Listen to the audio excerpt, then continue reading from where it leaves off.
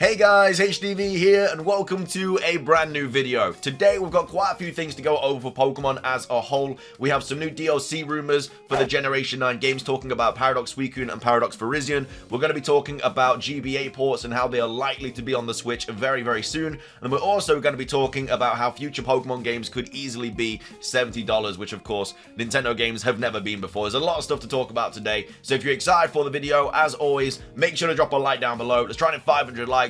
Leave a comment with your thoughts on anything we cover in today's video. Subscribe if you're brand new for daily Pokemon content. Ring the notification bell. With all of that out of the way though, let's get into the video and I really hope that you enjoy.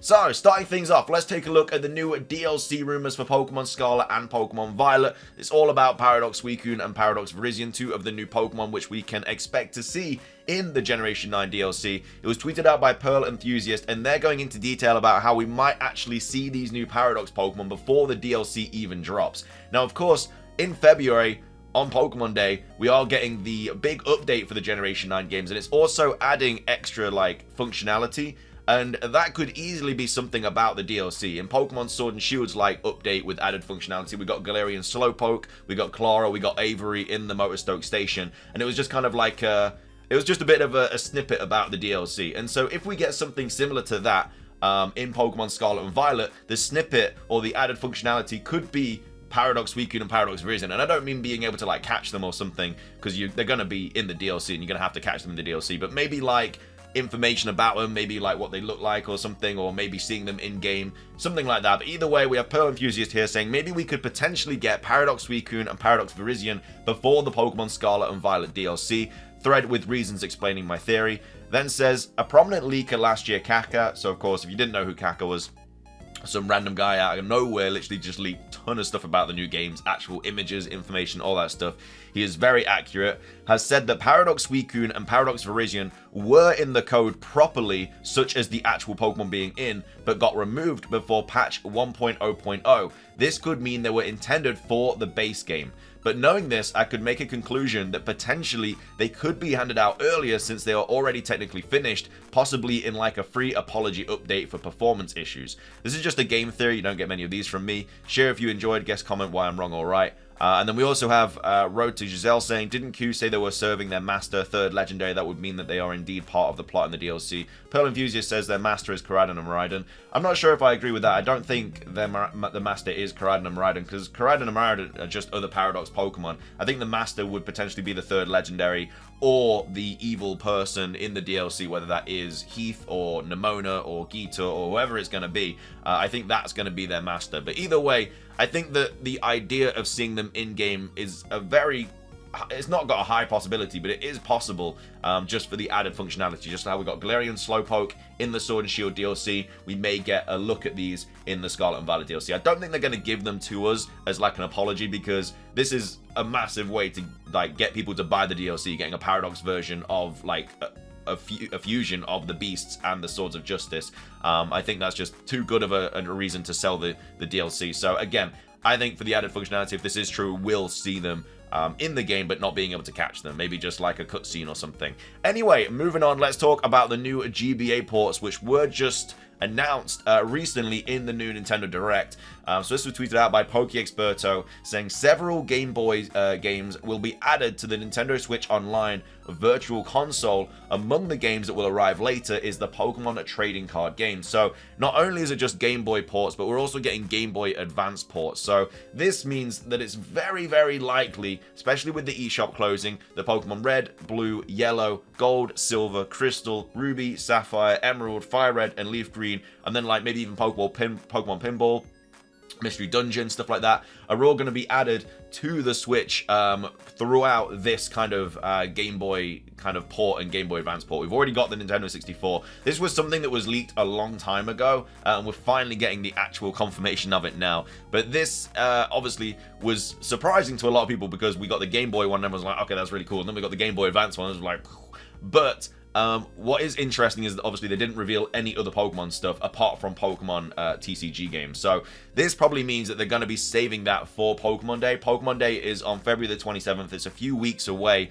And so I think they're just going to add more hype to that day by revealing all of this information, all these Pokemon games. And I don't think they're all going to be available at the exact same time, but maybe a couple of the the Game Boy games and a couple of the Game Boy Advance games. Maybe Red, Blue, Gold, Silver, Ruby, Sapphire may all get added or something, which is something we've wanted for a very long time, and maybe we'll be able to do the events and stuff like the Mew event that was only available in the Japanese version of Pokemon Emerald, and if we do get Fire Red and Leaf Green, we might get the Deoxys event and stuff like that. As well as that, we also have Pokemon Stadium 1 and 2, which was announced for Nintendo Switch Online way back in the last Direct, and that is probably also going to get the date revealed in Pokemon Day as well. So I think they're just going to have a segment for this Pokemon Day where they talk about old game ports, and that's where they're going to go into detail about the Game Boy ports, the Game Boy Advance ports, and the Nintendo 64 ports, because there's so many games that are potentially going to be coming to the Nintendo Switch, which are old Pokemon games.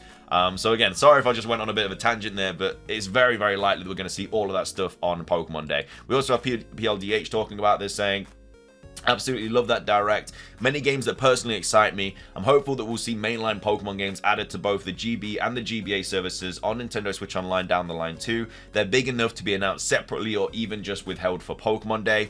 I'm feeling they won't even announce them till the 3DS shop dies. Can't have people playing it for free when Nintendo could still squeeze a few bucks out of their customers. Honestly, yeah, I wouldn't be entirely surprised if they continue to hold onto the mainline games for a while yet. So potentially that could be a thing. Maybe they just do Ruby, Sapphire, and Emerald first, because obviously they're not available on the 3DS eShop.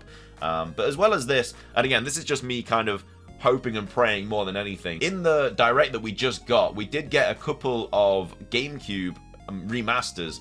We got like Metroid and stuff like that. And so, you know, never say never. Potentially we could always get a GameCube port as well, where we get Colosseum, Battle Revolution, XD Gales of Darkness, all of these different games that were on the GameCube. Would love to see on the Nintendo Switch, because obviously a lot of people didn't get to play Colosseum and XD Gales of Darkness, and those are some of the best Pokemon games ever. So hopefully if they do keep remastering things, that is something that is also a possibility down the line. But anyway, just wanted to kind of give my 2 cents on the situation. I think that it's very likely to be revealed on Pokemon Day. If not, then they'll just drop it randomly at some point. But I mean, Pokemon Day just seems the best time to kind of drop it all.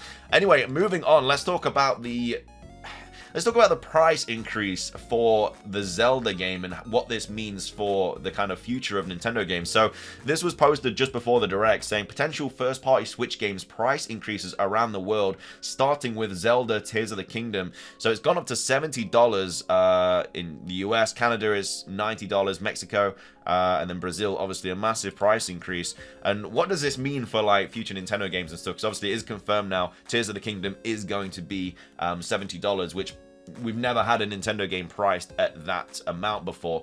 And so does this mean that all future games are going to be at $70? I feel like it'd be a little bit unfair to put them at that price, because when you look at like Sony games and Xbox games, these massive blockbuster games that are like $70, £60, whatever, you kind of expect to pay those because the games are just massive, massive, massive games. And I know that Zelda is a massive game, but I feel like in terms of actual graphics and quality and everything like that, Nintendo aren't really anywhere near Sony and Xbox. So I think that $70 is a little bit ridiculous. Does this also mean that future Pokemon games are also going to get the price increase as well? Well, we have this post here by Nintendo Everything saying Nintendo says its game prices are determined on a case-by-case basis. $70 not the trend going forward. So Nintendo made it official today that The Legend of Zelda Tears of the Kingdom will cost $70, but that doesn't mean it's a sign of things to come. Game Informer managed to get a couple of comments from the company about the situation that may clarify things slightly. As for why the new Zelda game is priced the way it is, Nintendo simply stated, "We determine the suggested retail price for any Nintendo product on a case-by-case basis." Game Informer also asked if this is the trend for Nintendo games in the future, to which the big Nintendo said, "No, we determine the suggested retail price for any Nintendo product on a case-by-case basis. A game costing $70 is something we haven't seen from Nintendo before, so the news took many by surprise. However, as noted above, it's not a set price point. Metroid Prime Remastered, which saw a surprise announcement and launched today, only costs $40. Pikmin 4, another big upcoming release from Nintendo, will be priced at $60. Thus far, Nintendo doesn't have any other games that set at $70, but obviously that's likely to happen again in the future. So I think with the big blockbuster games like Zelda and yeah, even Pokemon at this point, and maybe Mario games like Mario Kart, stuff like that, all these future games probably will see a price increase to $70. I mean, as the years progress, games have just gotten more expensive. It's just what's happened with the kind of content in them and, you know, the graphics and everything like that. They just do cost more. But Nintendo has always been a little bit behind on the other kind of I guess giants of the gaming scene. So the fact that they're now increasing their prices as well, I feel like Pokemon in the future, maybe the next big Pokemon game, like, I'm not talking spin-off games and stuff like that, but maybe Generation 10, maybe even like if we get a Legends Johto game or a Legends Unova game or like a remake of Black and White, even that potentially could be $70. But yeah, I think Generation 10 going forward is definitely going to be $70, maybe even more than that. If it's a case-by-case basis, you know, by the time Gen 10 comes out, it'll probably be on a new console and stuff, so that might even add to the price. There's a lot of things that kind of get into like the reasons and stuff for the price increase. But yeah, I thought that was quite interesting. Kind of wanted to talk about that a little bit today.